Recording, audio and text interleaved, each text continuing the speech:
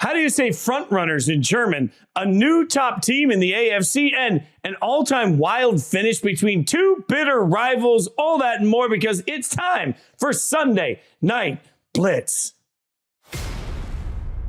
Welcome to Sunday Night Blitz. By now, you know the deal. I'm Jason Fitz, hanging out with Frank Schwab, Yahoo Sports, NFL, and betting extraordinary, expert, genius. Look, Frank, I'm in a good mood tonight. Things are going to roll. We got a lot to get to. There is so much. Today was a day. I'm going to be honest with you. I had very low expectations across the NFL. I thought we'd get a couple of good games, the landmark games we wanted. And instead, I found myself watching the witching hour, and we'll get to every single game as we do. But as we were watching the first slew of games come to an end, I was thinking, man, the scriptwriters of the NFL this year have really done a delightful job. Even the awful games come down to the wire and they're entertaining. Like, it was a fun day of football. It was pretty fun. I'll probably be Mr. Negativity throughout the podcast because, look, there were some quarterback performances today that were just like, is this guy in the NFL or did they just drag him in off the stands to start today? Because he shouldn't be in the NFL anymore. But overall, yes, we had some great games. Probably game of the year in Houston. Had some contenders separating themselves. It was interesting. I'll give you that much. Also, we'll get into later a shocking quarterback story for one person that's been in the league for a minute, but did something unprecedented today. A lot to get to. Grab that. We're going to start somewhere else. We'll get to Chiefs Dolphins in a second. I'm just getting willy-nilly here. We should start with the emotion of what we just saw because Buffalo took on Cincinnati. And I think there's something here. Maybe I'm just going to negativity out of the gate on this one, but like Buffalo just has given up on trying to even attempt to run the football. Like it feels like Buffalo's like, and they kept saying on the broadcast, well, this is the plan. Make Josh Allen the running back. Making your quarterback the running back is not a running plan. The Bills have no running plan. They have no consistency in their offense, and the Bengals are just a flat-out better football team that continues their ascent. So kudos to the Bengals, by the way, who get the big win, 24-18. Two teams going in opposite directions. Real quick on the Bengals, I think it was Power Rankings. I wrote, is this fixable for the Bengals? They looked terrible early in the season. Their line couldn't block. Burrow couldn't move. They weren't getting anything in the deep passing game. They have fixed it. Kudos to them. They adjusted. Burrow got healthier. They've won 4 in a row. They look like they're back. Burrow throws 348 tonight. He looks good. Okay, whatever. The Bills just look lost. The Bills look absolutely lost. Like, they have already lost more games than they lost all of last season when they went 13-3. It was a Super Bowl favorite to start the year, and they have just been completely out of it for 4 or 5 weeks now. It has just not looked like the Bills. And like you talked about, what's their plan? They have no running game, and they seem to be almost like passively aggressively being like, whatever, we're not even going to try. Just if Josh runs, fine. There's no commitment to the run game because they know they don't have one. You can't have all of it on Josh Allen's shoulders. He's not playing well. He leads the NFL in interceptions, tied for the league lead. I thought 2 plays in particular stuck out. Even when the Bills do something well, they find a way to screw it up. Dalton Kincaid catches a pass, 11-yard gain. They're going to be at the Bills or the Bengals 11-yard line, 10-yard line, whatever it's going to be. Kincaid gets hit, flips, fumbles the ball. Okay, that's a huge momentum killer for them. Turned out to be a big play. And then at the end, it's 3rd and 3. He can still get the ball back. Give the ball to Josh Allen. He's down 6 points. Von Miller has Joe Mixon dead to rights in the backfield and just misses. He just misses him. And Mixon runs for the first down. Game over. That's the Buffalo Bills this season. Something is just a step late. It is just a little bit off with them. And I hate, I did this with the Bengals. I turned out to be wrong. I was asking, can they fix this? Well, yeah, the Bengals fixed it. Can the Bills fix this? Do you think so? No. I'm getting to the point where I don't think they can. No, I don't think they can. And look, it's funny you mentioned the Von Miller play. That one stood out to me too, because things have just gone awry when Von Miller has a clean, clear look at Joe Mixon. One of the greatest of all time. Badly. I mean, just badly. Let's just left there on the ground, and there was no backup for it too. So I looked at that and I was like, that's a sign from the football gods that this isn't your year. But also the other side of it is like, with this offense, not only can they not run the ball, but Gabe Davis is just, there are weeks that Gabe Davis is just non-existent. This was one of them. I mean, the number of times they kept saying on the broadcast, hasn't caught a pass. It wasn't even just hasn't caught a pass. It was like not even an effective part of trying to catch a pass. Like there was just nothing attempting to go there. And so for me, it was a tough watch. Offensively, they have one offense. It's hand the ball to Josh Allen. Hopefully he can make a miracle and somehow get the ball to Stephon Diggs. We've said that every week. But their defense is now decimated by injuries to a point that I don't know how you get better. And frankly, even the guys that are on the field, I don't know how you trust them to make plays. Like, the wheels have fallen off. This team suddenly looks lost. It looks like they've lost their identity. They look old on the defensive side, or not talented enough on the defensive side. Like, every single failing that you could have, the Bills suddenly have. So, like, I'm shocked. And, I'll be honest with you, it really hit me when NBC, and I use this to lead off my game story, that NBC flashed a stat of like, what does it mean for these teams probability-wise, analytically, if they lose this game? And they said, if the Bills lose this game, they're 47% to make the playoffs. I'm like, wow, we're halfway through the season, more than halfway through the season for the Bills. And they're less than a coin flip to make the playoffs right now. Like, this is dire for them. They need to get it going. They still have a tough schedule coming up, too. This isn't like just patsies the rest of the way. And I think you hit it on the head. We talk about this a lot, and this is not some secret or anything. It's not just that their offense is one-dimensional passing the ball. They have no running game. Their passing game is one-dimensional, and that if it's not Stephon Diggs, who is it? Like, Gabe Davis is in and out, and Dalton Kincaid has had some nice games, but, he had a big fumble today. I think he's going to be a good player. He's still a rookie tight end. They just don't have a lot of answers other than, again, it's, here, Josh, take the ball, look for Stephon Diggs. If you can't hit him, just make something happen, because that's all we got. It's if you believe analytics and NBC's probability charts and all that, they're 47% to make the playoffs right now, which means it's looking bad for them. Speaking of the playoffs, if the playoffs started today, every single team in the AFC North would be in the playoffs. Just shows you. Wow. Like, okay. that's the crazy between. Yeah. Wild cards would all go there. All right. So speaking of the AFC East and some of their shortcomings, that takes me now to Germany, where the Chiefs get a 21-14 win. And this game, to me, I was thinking of you while I was watching the second half of this game, because it made me think of some of our conversations we were having when the Dolphins lost to the Eagles. They were outclassed the entire game, but there was like this 5 or 6 minute window where bang, bang, they get a couple scores, and all of a sudden they're right back in the thick of it. I was watching the same thing. Like, I was my group text with all my buddies going through, and it's like, what are the Dolphins right now? And I kept thinking the hardest part of the Dolphins is that they can be invisible for a long time and just in for 5 minutes, but make it close. But realistically, Miami didn't look like they belonged on the same field with the Chiefs. And this is not the Chiefs' usual team. And the Chiefs look staggeringly better. It's a thing with the Dolphins. It is a thing. They can beat up bad teams. They're bullies. When somebody punches them in the mouth, they can't punch back. They have not beat a team with a winning record all year. They cannot punch up in competition. There's just something about this team. Can that change over the second half? Yes, there's a long way to go. They obviously have the talent. We know that. But at this point, this is just kind of who the Dolphins are. They're very good if you're a non-playoff team. If you're a good football team, they're probably going to lose. And you know what, Fitz? In the playoffs, they're probably going to play a playoff team, right? Like, that's usually how that goes. I don't know that the Dolphins can necessarily get it together to all of a sudden start beating good teams. This is a trend with them. And I will say this, look, maybe it was just a Germany thing, but this kind of epitomized the NFL to me this year. And I don't mean to be negative. I love ball. You love ball. We love talking about it every Sunday, but I have to be honest, right? That's part of this job too. The NFL season has been disappointing to me. It has been very underwhelming. And this game kind of summed it up for me. I got up early. I'm ready to go. Chiefs, Dolphins, Tua, Mahomes, let's get it. The Dolphins get shut out in the first half. The Chiefs get shut out in the second half. Neither quarterback even throws for 200 yards in this game. Maybe it's a hangover from travel. I get that. That's tough. But as we see over and over in these games, low scoring, quarterback play is so far down. Even the elite guys. We're going to talk about some of the guys who really shouldn't be in the NFL who started today. We're talking about Patrick Mahomes isn't really Patrick Mahomes this year. People talking themselves in him being MVP. I don't see that. Tua, again, can't beat a good team. Josh Allen leads the NFL in interceptions. We're seeing just quarterback play across the board be really, really down this year. And I think it's affecting the product in the NFL. Some of it's injuries, some of it's just guys off to a bad start, whatever it shall be. Are you seeing this too? I mean, look, we love football. We love the NFL, but I can't sit here and tell you this has been a great NFL season. I think this game kind of epitomized it. I expected a classic, and this was just whatever. So just, can I confess something to you? Just two buddies talking. Just me and you. Second half of this game, as it started off, I was like, you know what?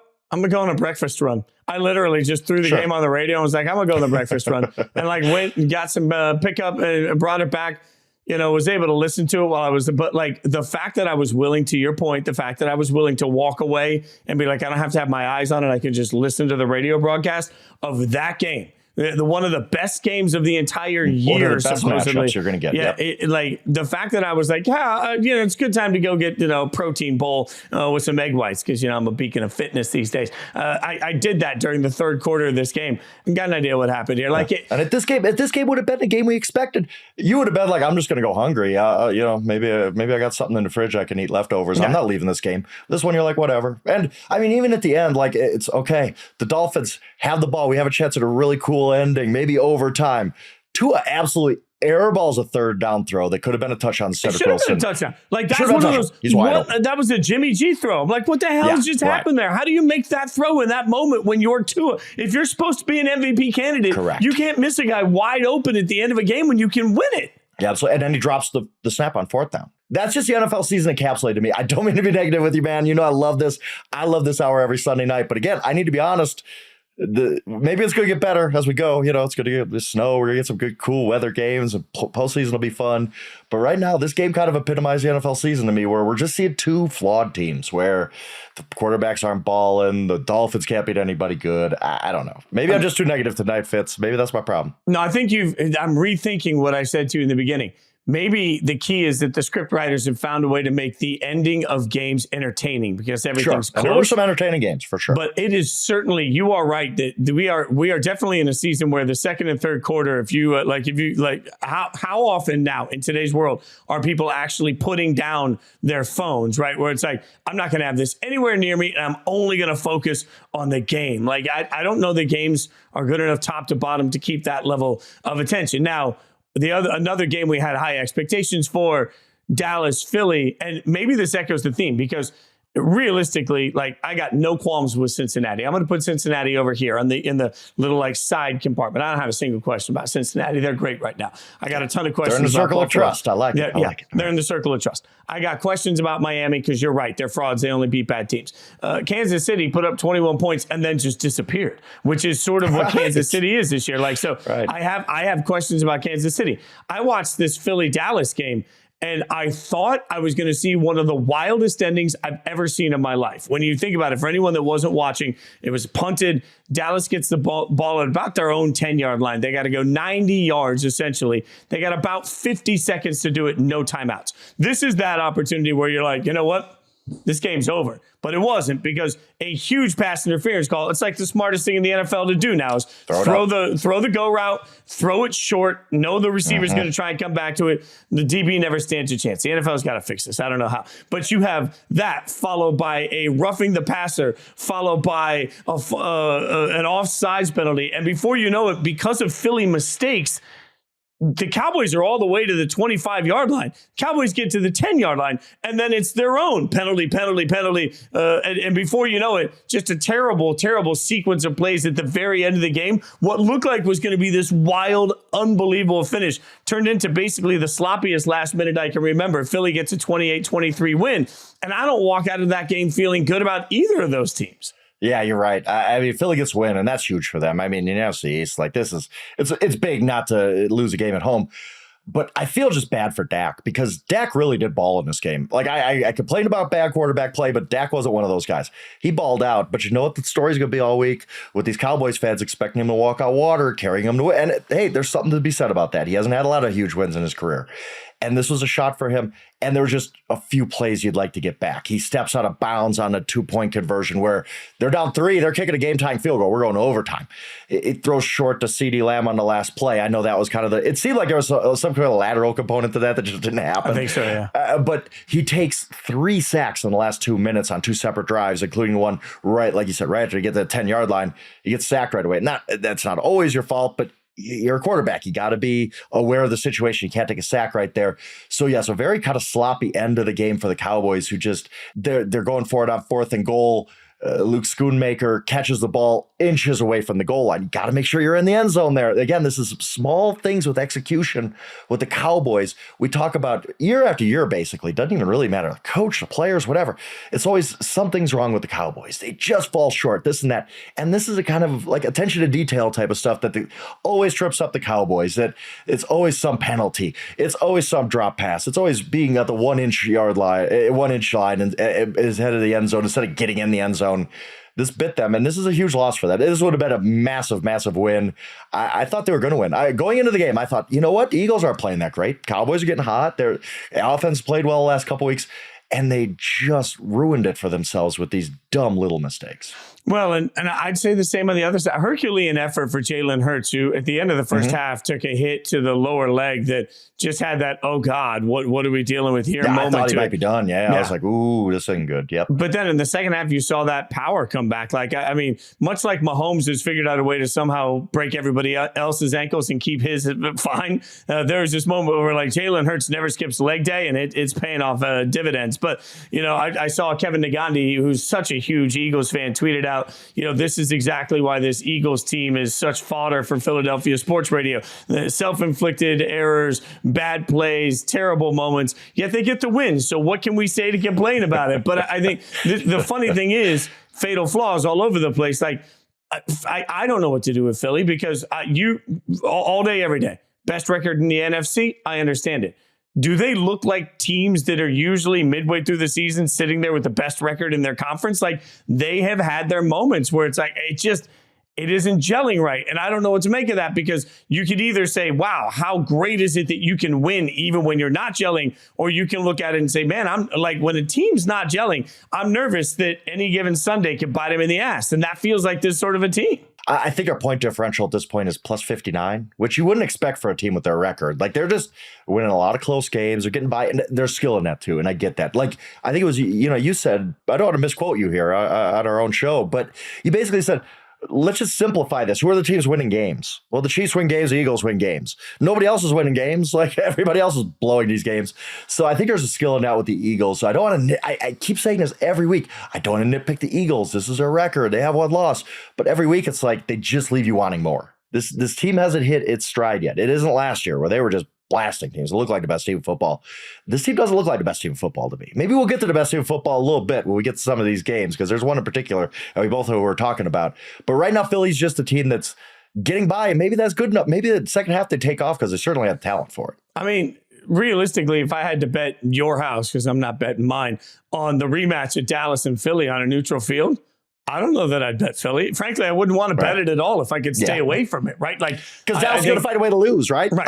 Like, no, Cowboys that's who they are. They're kind of the NFC Chargers, right? Where you're just at the end of the games, you're like, how did Cowboys lose that game? Like, that's ridiculous. Yeah, there's so much blame to go around on that, and so much credit to give Philly. You're right. If you're winning games when things aren't gelling, that could mean great things are coming. It could also mean that, in the middle of the playoffs, for no apparent reason, when all of a sudden a team looks bad, we're like, well, what happened? It's like, well, they did this all year.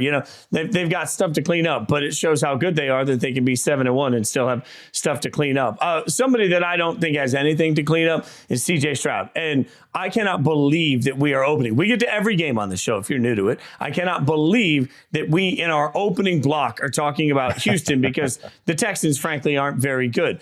Today, they get a huge win over Tampa Bay that was fun and exciting. But the most important part of it, CJ Stroud, 30 of 42 for 470 yards and 5 touchdowns, a rookie record and a Texans franchise record. And I just think it's time to take the training wheels off on the conversation about CJ Stroud. Like, it is clear who the gem of this draft class is. It is clear who the superstar quarterback of this draft class is. And today, as of now, it has been yet again, we get the statement, CJ Stroud is the best quarterback that was drafted this season. I agree with you, man. Look, I've been kind of negative, been kind of down. I'm just going to get crazy for the next minute, 2 minutes, whatever it is. I'm going to say some things about CJ Stroud that might look bad in a couple of years, but I truly believe them right now. I think CJ Stroud's on his way is the best rookie season we've ever seen a quarterback have in the NFL. Right now, I believe he has 14 touchdowns, 1 interception. We've never seen anything like this. I believe CJ Stroud wins an MVP within the next 3 years. He looks like that guy, right? We haven't seen a quarterback this poised and this good. The Texans hit a grand slam with this. And I'm going to even go a step further. Look, in this, I just talked about how quarterback play is down. All the elite guys, Allen, even Hurts to an extent. Mahomes isn't having a vintage Mahomes year. We're about one game away, a big game away from CJ Stroud, from asking the question, can CJ Stroud win an MVP this year? Why not? Who else is running away with it? Like CJ Stroud, if you're asking me, who is the guy who has exceeded expectations the most in the NFL this season as far as quarterbacks go? Everybody else is down a little bit. Goff has been great that way. I think Tua still, even though they can't beat a good team. When you ask me which guy has been like, whoa, I need to see this guy every week, it's CJ Stroud, man. Buccaneers score with, what was it, about a minute to go. I can't remember exactly how much time. You're like, okay, well, that's game. He's still a rookie quarterback. He's not he's bringing him down. He just hit take Dell for the game-winning touchdown. The game of the year to me to date. It was a great, great game. I am just over the moon for CJ Stroud right now. Of all the things bad in the NFL this season, CJ Stroud is the one shining light. That dude is a superstar right now. And wherever you're ranking him among NFL quarterbacks this year, you probably have him too low. He probably needs to be higher. He could, again, we're about one big game from him for being like, hey, wait, is CJ Stroud actually the MVP as a rookie? I mean, Houston is one game out right now of the playoffs. They're 4-4, which nobody expected. And not only that, I think the Texans are giving every single fan base that has dealt with years of a team that sucks the absolute hope, right? Because for all these years, they couldn't hire a coach, to the point that last year when they hit the hiring cycle, the conversation was, why would anybody want this job, right? DeMeco Ryans wanted that job. DeMeco Ryans takes that job. DeMeco Ryans immediately changes the culture. In the process of their first draft, they get the quarterback for their next 15 years, and they get a stud defensive player, and all of a sudden, they're 4-4 when nobody expected anything. After the draft, the conversation was still, well, I mean, the Texans are going to be terrible, so, the trade that they did, that draft pick is going to help somebody. And instead, they can get the first 2 picks of the draft. I said that a million times in the offseason. And here they sit right now, as they sit today. I think the Texans could easily be, for the next 5 to 10 years, the favorite in their division, right? Like, it is amazing how much that conversation changes, and it's because of CJ Stroud. And man, I was at the playoff game last year against Georgia, and the funny thing was I talked to somebody around Ohio State at the time because we'd never seen CJ run, and he ran a bunch in that game. So I asked one of the people that knows the program well, and I said, okay, why did he run the football? What happened? And the answer I got was CJ and the coaching staff heard the critics saying he wasn't willing to use his mobility. So he was encouraged to use his mobility to show the scouts in the world what he can do. And what I said at the time is like, he just answered the only question. If the only question was, is he willing to be an athlete if he needs to? He answered that question in that game against Georgia. What we're seeing now is that CJ Stroud was the most complete prospect coming out. CJ Stroud was the most ready prospect coming out. And CJ Stroud did what every fan base wants a young quarterback to do. He changed the franchise overnight. Like, what else could you possibly ask for from a top draft pick? He's quickly becoming the story of the NFL season, period. That's how good this rookie year is turning out to be. He's fun. And he just seems like, to your point on, okay, you want me to do that? I'll do that. He seems like just that dude who's like, what do we need for me to do today to win this ball game? Because I'm going to do it. And I mean, man, I can't get that last drive out of my head where he just was so calm and cool. He even throws a game-winning TD to Tank, and it's like, yeah, what'd you expect? It was like, this is what I was built for. This is what you're going to get, Texans fans, for the next decade and a half. Like, just awesome game. Really, really fun. Kudos to the Buccaneers too, at least their offense. They drove downfield. It looked like Baker Mayfield was going to be the story, right? And then Stroud just snatched it back. It was a heck of a football game out there in Houston. I don't know if you're a Texans fan, if there's been a more hopeful time than right now, simply because how CJ is playing. And because, as you and I have talked about when we were just hanging out talking ball, like, if you hit on a quarterback in the draft, now in today's NFL, that means for the next generation, you're going to be competitive. Like, and Fitz, for the next 3-4 years, the Texans aren't paying a lot of dudes. They could be like, oh, okay, we got this guy in his rookie deal, and he might be a top 5 quarterback in the league right away. Let's spend. Let's go crazy. Let's build a contender right now. They're in that window. Well, I think right now, all of a sudden. It's stunning. Kudos to the Texans who made it in the beginning of this block. Now, we've got every single team and every single game to get through. There's a lot to get through. Selfishly, I'm just going to quickly get to what was obviously the most important game of the entire day. My beloved Raiders. I don't know if you know this, Frank, as we get to the rest of the action. My beloved Raiders won 30-6 today. And I did know you know that. what? I thought they'd come out spicy, right? Like, I thought they'd come out with a little bit of fire, a little bit of like, that whole Josh McDaniels isn't here anymore. I'm ready for this moment. Like, I thought that would happen. I did not think what we saw was feasible for 60 straight minutes. And I know the Giants lost Daniel Jones early in that game. We're still going to await the results. There's a fear, according to multiple reports, that it could be an ACL injury. That obviously changed the Giants' ability to be competitive. But the Giants can run the football and should have been able to run the football. The Raiders' defense was able to come up huge in that. And then, most importantly, the Raiders' offense against the Giants' defense that shouldn't have been that bad just absolutely ripped them apart with efficiency. 30 points is absolutely stunning, considering they hadn't even hit 20 points all year long. Yeah, and they were 24 in the first half. What an indictment of Josh McDaniels, man. I don't know how much I would pay for a tape of that team meeting where everybody just eviscerated Josh, but it'd be a lot of money. I think I can't wait. There's going to be like a documentary on that team meeting someday, and I'm going to watch the heck out of it. Again, I've talked about this. I covered Josh when he was in Denver. The same script is going on where all the players are alienated. And the second he was fired was like, they're free. And they looked like a team that was just having fun out there. They were beating the heck out of the Giants. Guys who you hadn't seen all season. Josh Jacobs hadn't done anything all season. He has a great game, best game of the year. Hunter Renfrow, I was like, oh, that's what Hunter Renfrow looks like. I forgot about him because Josh McDaniels, for some reason, had no desire to use him. Aiden O'Connell, who was skipped over for a start for Brian Hoyer, of all people. Aiden O'Connell looks like kind of that guy we saw in preseason of like, wow, they should be playing this guy. He looked pretty good in this game.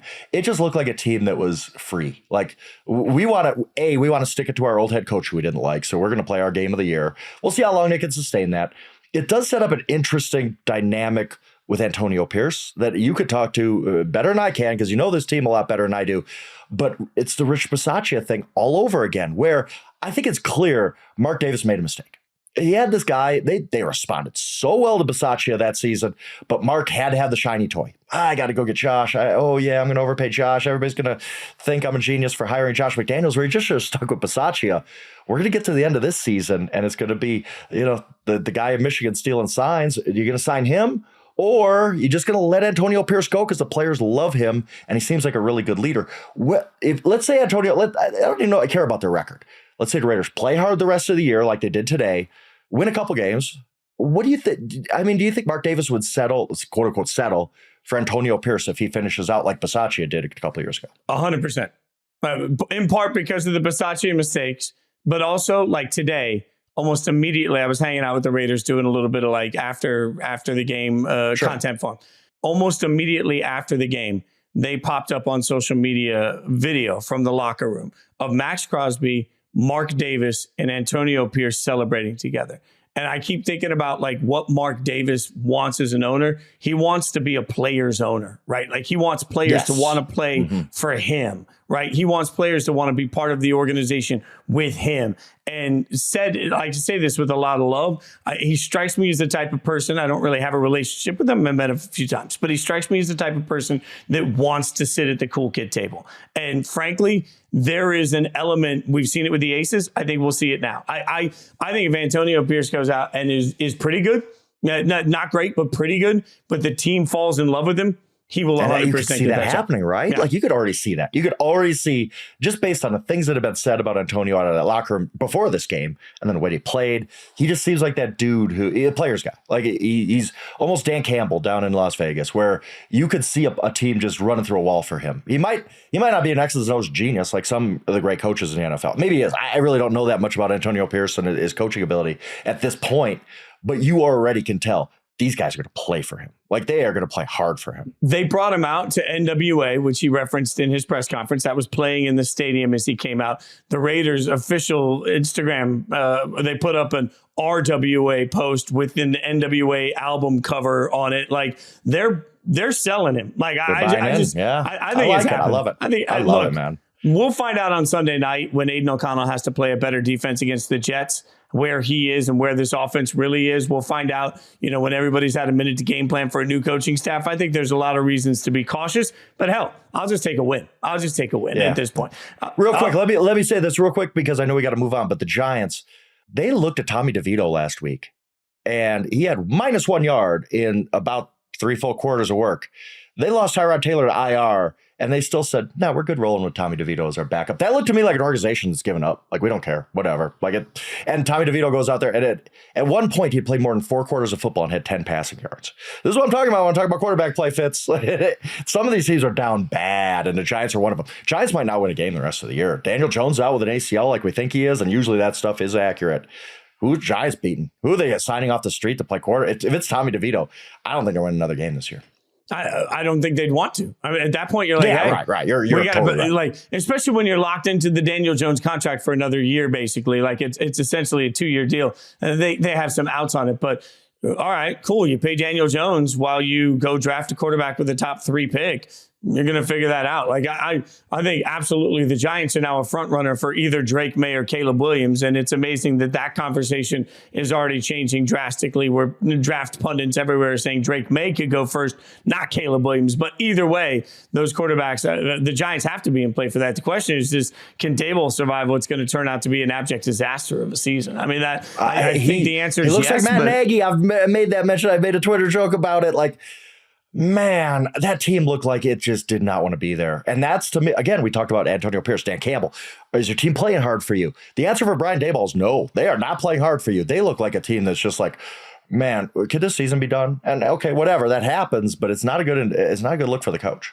So from coach to quarterback, I want to get to one of the most incredible quarterback stories I think I've ever seen. Like, we hear a lot about, this quarterback just joined a few days ago. Baker Mayfield did it last year for the Rams, actually, against my beloved Raiders. I know that. But today, the Vikings take on the Falcons. Now, the Falcons have plenty to play for. I have to stress that. The Falcons are in a very good situation, even though they have no idea what the hell their quarterback room looks like. So they take on a Vikings team that could have decided to rebuild after the Achilles injury to Kirk Cousins, and I don't think anybody would have faulted him. But last week, they acquired Josh Dobbs, and after just a couple of days, like right at the trade deadline, after a couple of days, Josh Dobbs goes 20 of 30 for 158 yards and 2 touchdowns, including the game winner. And through that process, what we're discovering now, there's all sorts of video that's out there. On the sideline, right before the game, the offensive line was huddled around Josh Dobbs as he was taking practice snaps so they could hear his cadence, because he never practiced with the team. They had no idea what he sounded like when he went, like, they had no idea what to expect from him. So they had to do that on the sideline as they went into this game. Josh Dobbs never threw a practice pass to any of the players he was on the field with, and admitted he didn't even know the names of most of the guys. And he went out and went 20 to 30 for 158, 2 touchdowns. The Vikings get a 31-28 win over the Falcons. Frank, I've never seen anything like that. To just openly admit, I've never even thrown a football to this guy and have that sort of game, chef's kiss. Yeah, unbelievable performance by him. And Josh he got benched in Arizona and then traded. But early in the season, every game, I'm not going to say early in the season, every game, Josh Dobbs competed his behind off. You could tell, maybe he didn't have the best situation to work with. Maybe he's not the best player, whatever. But you could tell that guy is just fighting and fighting and fighting. You saw that today. He just would not let his team out of that game. I thought, if you're Kevin O'Connell, and so the rookie starts, Jaron Hall. I'm sorry. I get his name wrong. I didn't even know him. I felt so bad for that kid, because you get one shot. Josh Dobbs taking over next week, right? 100%. He takes a huge hit. He was playing well, too. 5 of 6 right away, 78 yards. He takes a huge hit, gets a concussion, and I felt so bad for him. But then Josh Dobbs comes in, and you're just like, oh, the Falcons are going to roll these guys. The Falcons are. Josh Dobbs, how could you play? You're just off the plane, basically. And I just was so impressed with Kevin O'Connell called the right game. He had his play sheet had to be like, whatever. I got nothing left. I just got to go with whatever. They said Friday that those two worked together for an extra 2.5 hours. I think Chris Collinsworth said that on the NBC broadcast. That speaks to Kevin O'Connell's preparation, speaks to Josh Dobbs' professionalism, that you're the backup quarterback. You might not get in, but we're going to spend 2.5 hours going over this game plan. So you're ready. And boy, was he ready. On the flip side of this, I thought this was an awful loss for the Falcons. You got to win this game. Arthur Smith just got out coached. We make a lot of fun of Arthur Smith, but this was the game where you're like, man, it's people in Atlanta are going to start talking after this game. The NFC, we've talked about their schedule. NFC South was on a silver platter for them. Go take it, please. And they're just like, nah, we're gonna lose to Josh Dobbs, who again joined the team like 3 days ago, and he's going to beat us. So a bad loss for the Falcons. But I think you're right. This Dobbs story is awesome, and I'm here for it. Hats off to him for just being an absolute pro and fighting in this game and figuring out a way to lead his team to a win. I think Arthur Smith at this point doesn't have to answer to us and everybody. And he doesn't. He always tells us how much smarter he is than the media, so he doesn't. Yeah. And it's funny to me because I say this all the time. I'll echo it again. He constantly yells, "I'm not worried about fantasy football." Neither am I. Like, frankly, at the end of the day, if my fantasy football team wins or loses, it impacts the trash talking in my group text. That's about it.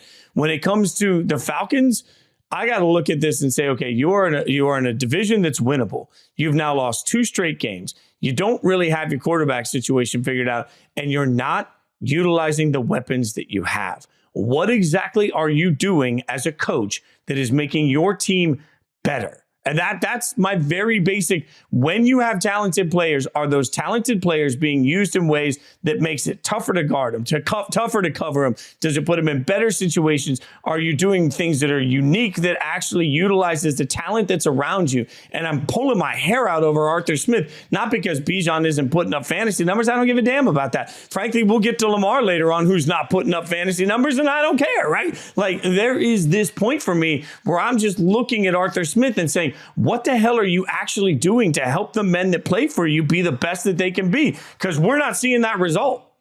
And it's just organizationally, it's awful. Look, Tyler Algier was really good as a rookie last year. I don't mind him being a centerpiece of a running game. He had more carries today to Bijan Robinson. You could, if that's the role for Bijan Robinson, you could draft a guy like that in the 4th, 5th round. You don't draft him 8th overall when you have the worst pass rushing team in football. Like, it makes no sense organizationally how you draft Bijan Robinson 8th overall, which no team should really do at running back anymore, but whatever. He's a special prospect. I get it. But then Tyler Algier can't be playing over him, period. Like, that's just, I don't get what Arthur Smith is doing. And I think it's costing them games. That his stubbornness over this whole, like you talk about, fantasy football thing. He drew up a goal line carry for Jonnu Smith today. Like, what are we doing here? Like, Jonnu, yeah, he had a long touchdown. Good for him. Good for you, Jonnu.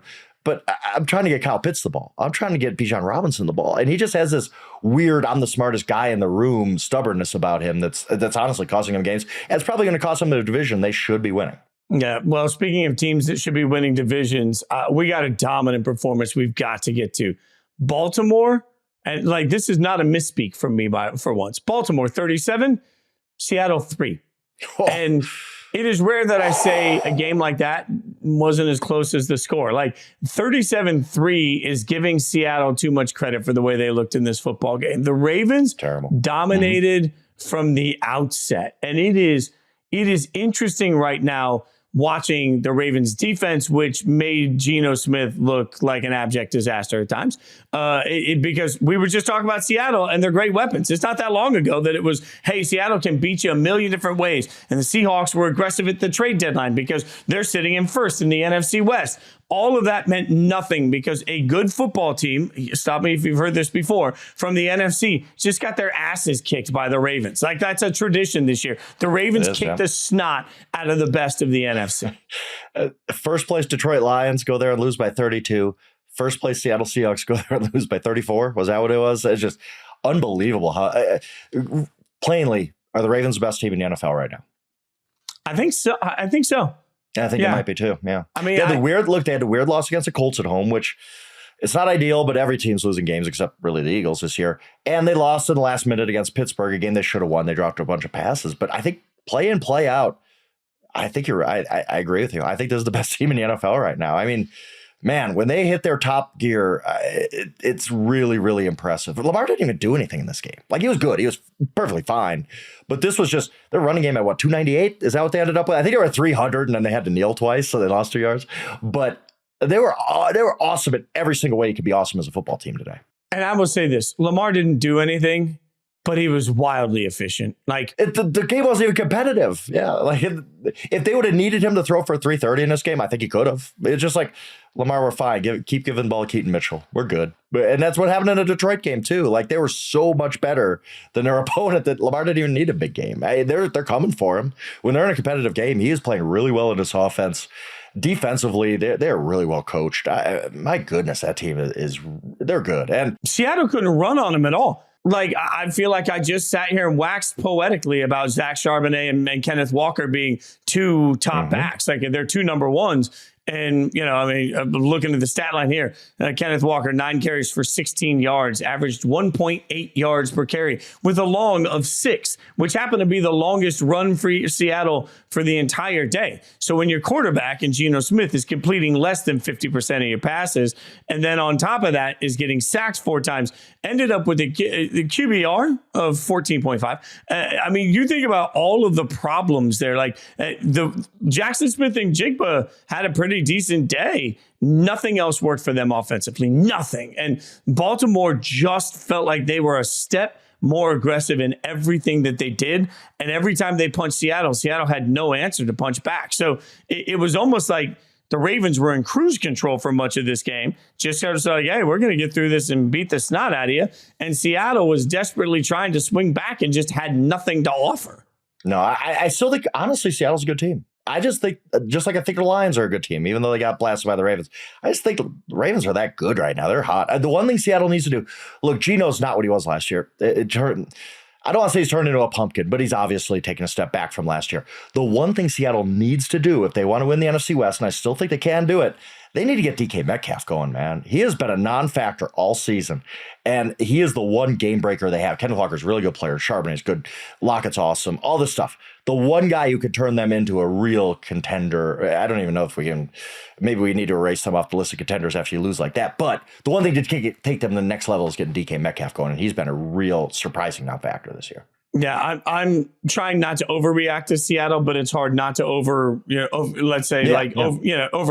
I should say. But it's hard not to. Also, not going to overcorrect when it comes to Green Bay. They beat the Rams 20-3, and I don't give a damn. Like, I didn't walk away from anything in that game and say, oh, well, now suddenly I'm into the Packers. Like, the Packers went out and beat a Rams team that was a shell of themselves, and the Packers still didn't look great in the process. They went 20-3, but there wasn't a time when I was watching it that I was like, oh, this is an inspired effort.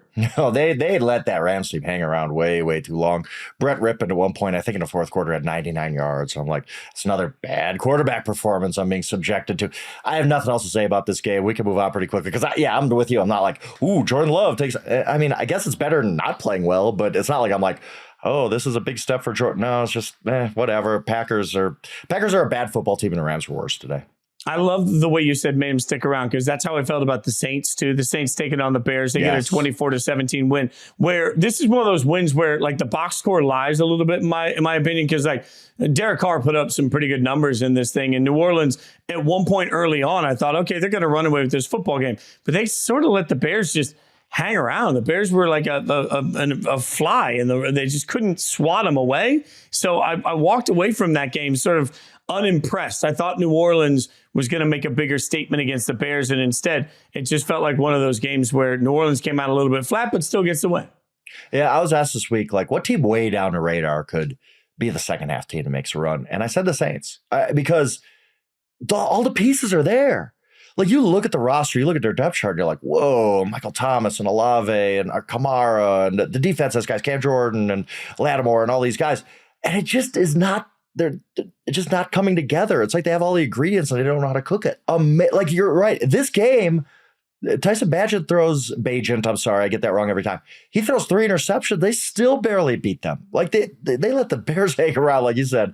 They were on upset alert for a while. As somebody who had Saints in their survivor pool, I was sweating it. I can't lie to you there. But I've already lost in all my survivor. Like, not only have I got lost, I got 2 left. Not only have I lost in all my survivor pools, but I'm just going to take the L here. Like, on Fantasy Football Live on Thursday night, we were all picking different players that associated with different words. And the word I got was luxury. So I needed a Fantasy fantasy football player in the NFL that's a luxury. So I actually said on the show, Taysom Hill, who I have in a couple of my leagues. And I was like, if you've got him in your league, he's a luxury. And he's become a luxury for the Saints because Derek Carr isn't great in the red zone, but you can mask that when you've got somebody that is. And I should have seen that coming. I said all of that, and then I forgot to play Taysom Hill. He sat on my damn bench, and he throws for a touchdown. Touchdown to the tight end position. I'm like, what am I doing? What am I doing? That I sat there and told people I've lost my damn mind, man. I guess your answer would probably be Derek Carr as to why this really, really talented team just leaves you wanting more every single week. It's like either you're losing a bad game or you're barely beating it. You're putting up 400 yards or barely scoring points. It's always something with the Saints.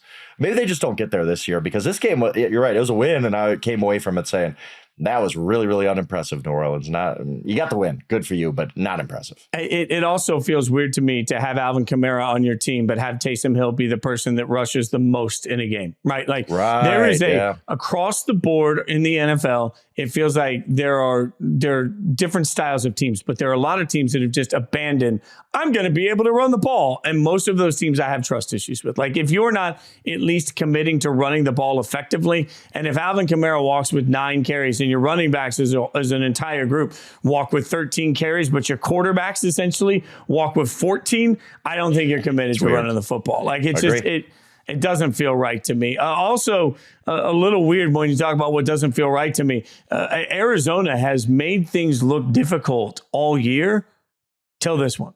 And so I don't know, like Arizona got their asses kicked by Cleveland 27-0. And this was one of those games where, frankly, I don't know what to make of Arizona starting Clayton Tune, right? Like we all had to accept the fact that Arizona was essentially going to mail this one in anyway, but Cleveland just absolutely, they mopped the floor with them as expected. It took them a little while to get going offensively, Cleveland that is, but once they got going, it was unstoppable. 27-0, Cleveland gets a big win.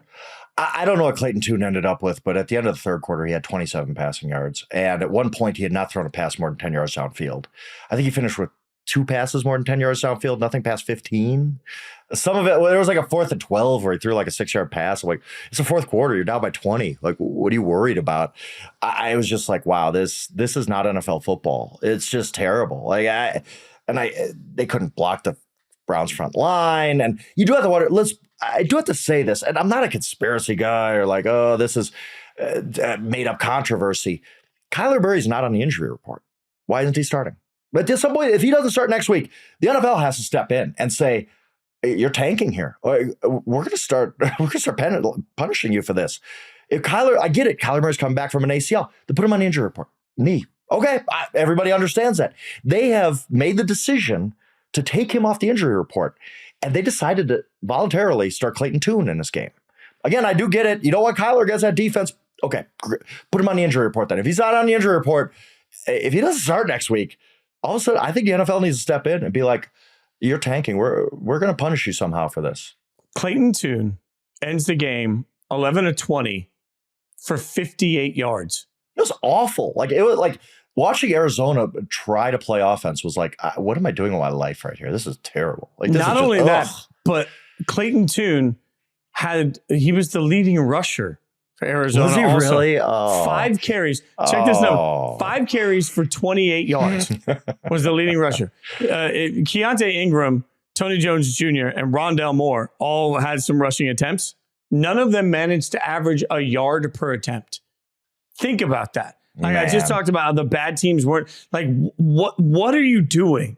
If you're trotting a quarterback out there that gets you 58 yards and you also at the same time can't even average a yard a carry from your non-quarterback position. What the hell are you even attempting to do as an offense if that is what you are putting up for the world to see?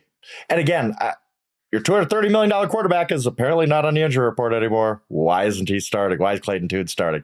And I don't think the Cardinals can get away with this anymore. Like they did the whole we're tanking, not really tanking, whatever. 58 total. And he got half of that in the fourth quarter, dude. Like he was at 27 yards after the third quarter. I was like, I love you, but you are not serious people. Like, this is just, what are we doing? Like, it was not NFL football. It was not an NFL quality football team out there. When I look here and I see time of possession, they had the ball for 23 and a half minutes, in which time they got 7 first downs, 58 total yards, and had 3 turnovers.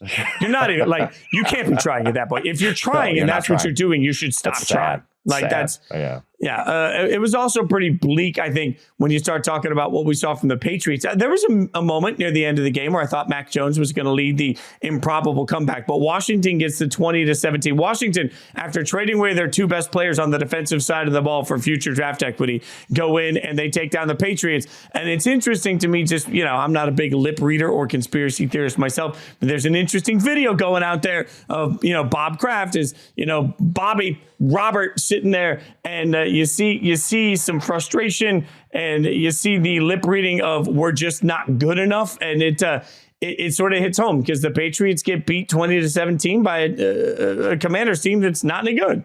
Has no business beating anybody. After you wondered about their effort level after trading their 2 best players of like, hey, if you guys have given up on us, why should we try? And it's still going to New England and win.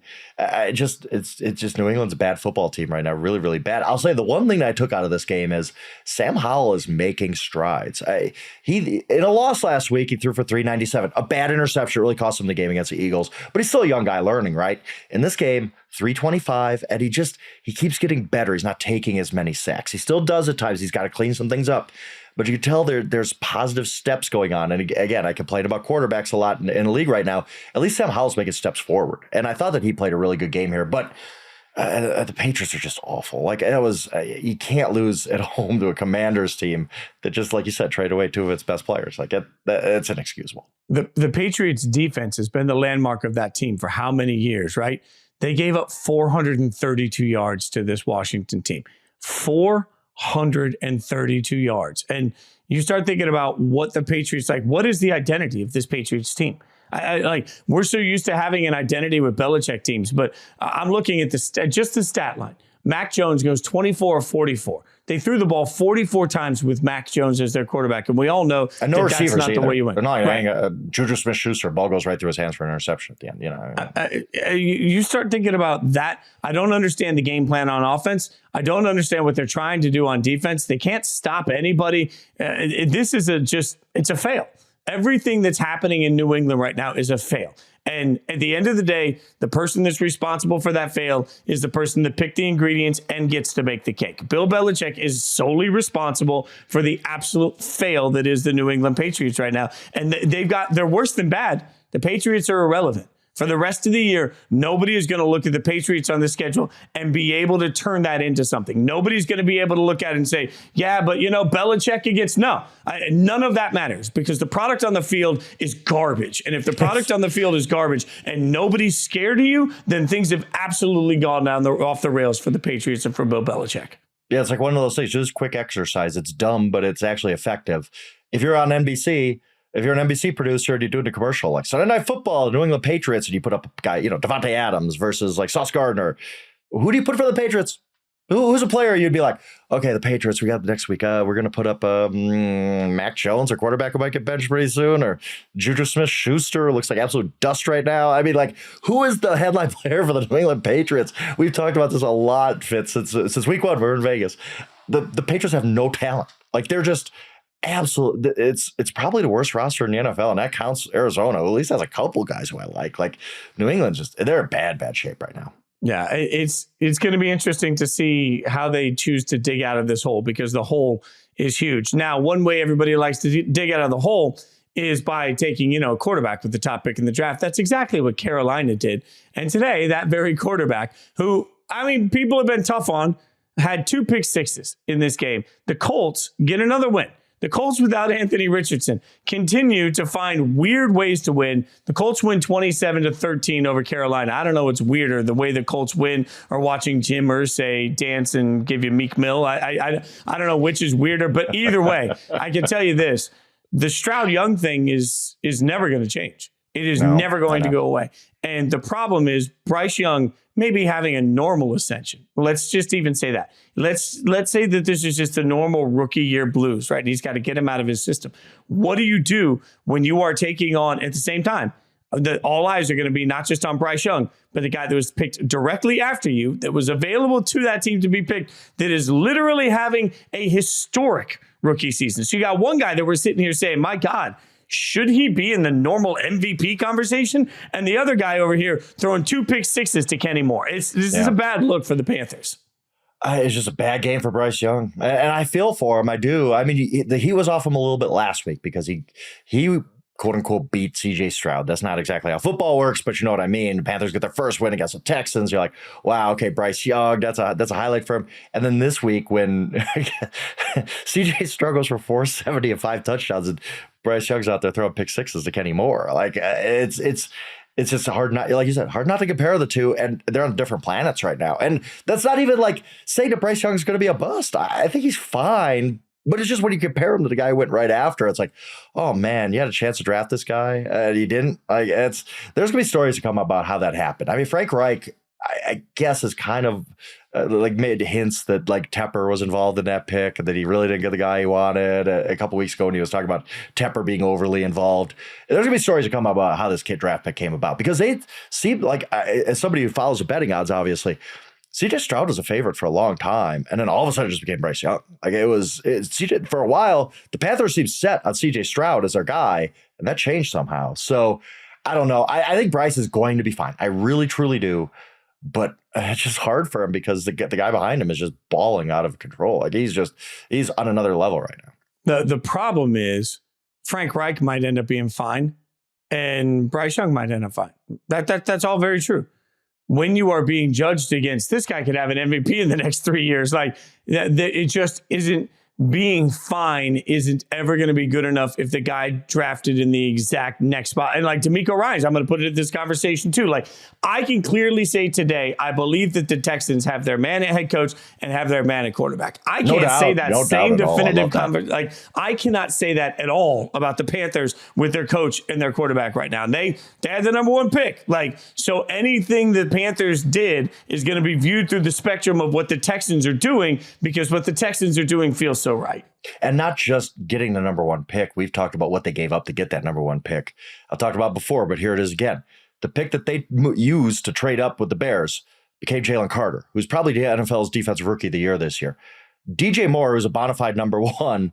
And then their first round pick next year, which is looking like it's going to be the first or second pick of the draft, which could be Marvin Harrison. It could be Caleb Williams, who you get a mint for in a trade, whatever. Yeah. The Panthers gave up a ton to go up, and then they might have drafted the wrong guy. Like that, it's just soul crushing at some point. Even if Bryce Young ends up being the 10th best quarterback in the NFL, and I certainly think that's reasonable, the ceiling for him down the road. You're just gonna look at CJ Stroud, maybe winning MVPs. I'm going off the rails on CJ Stroud tonight, but that's how it looks like. The trajectory right now looks like no matter how good Bryce Young becomes, he's just not going to be CJ Stroud. Maybe that changes. It's really, really early in their careers, but certainly looks that way right now.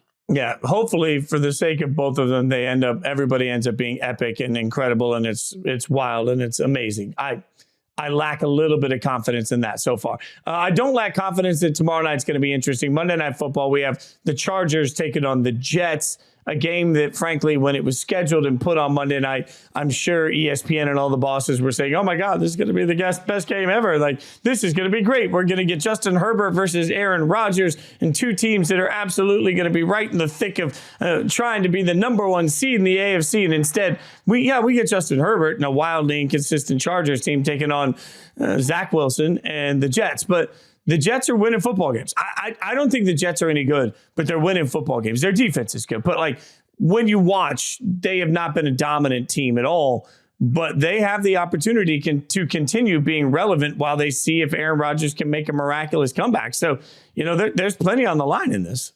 Absolutely. And my old man angst about how quarterback play is so bad. Ain't going to get better tomorrow night watching Zach Wilson. I'll tell you that. Like, get 3 hours of Zach Wilson in my life ain't going to make me happier. I know that, but the Jets and the Chargers are exact opposite in this way, Fitz.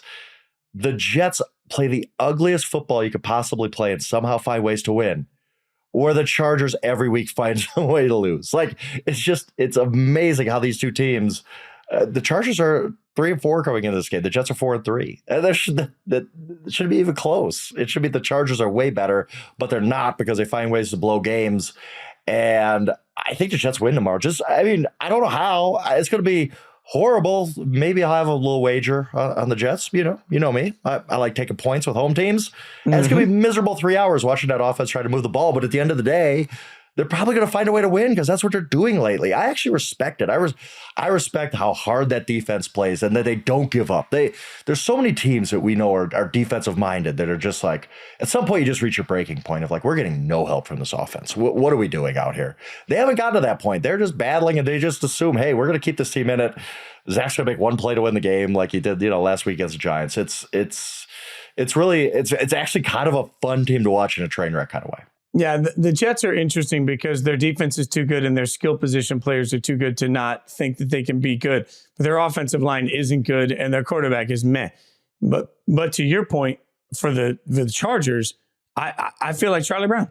This is what happens to me. Yep. Every year. It's not even every year now. It's every week. Every week I run up to the football and I'm like, all right, Chargers going to be just fine. They're too good not to, and then I fall. Like, they're too good not to, over again, over and over and over again. Like, and I'm just done with it. Like, I am done giving the Chargers any benefit of the doubt. In a game like this, 99% of the time, I would say quite clearly, look, I trust one quarterback far more than the other. I will lean that way. But I don't think there's a coach in the NFL I trust less than the Chargers. So I have to look at this and say, look, I lean Jets. Brandon Staley will find a way to screw it up. The Chargers will find a way to lose this game. And the Jets they'll get a big Monday night win.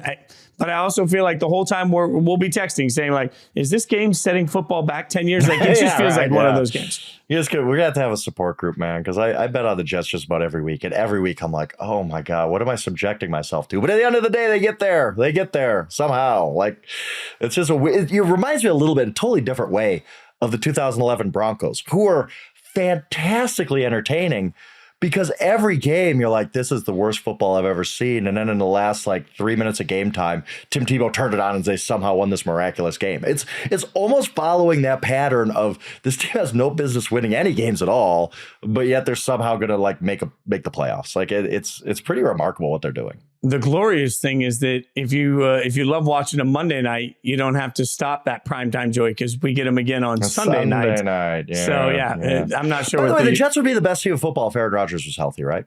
Yeah, I think so. Yeah, I think so. Or at least we'd be talking them Ravens, blah blah blah. Like they'd be in the A block. Like we'd be talking about them a lot more than we do. But now we got Zach Wilson, and you're just having this season. Like Jets fans should be proud of that team and how they're fighting and how they're battling. Jets fans, it's an easy team to root for. I'll tell you that. They believe he's coming back this season. They believe that the water will be treaded.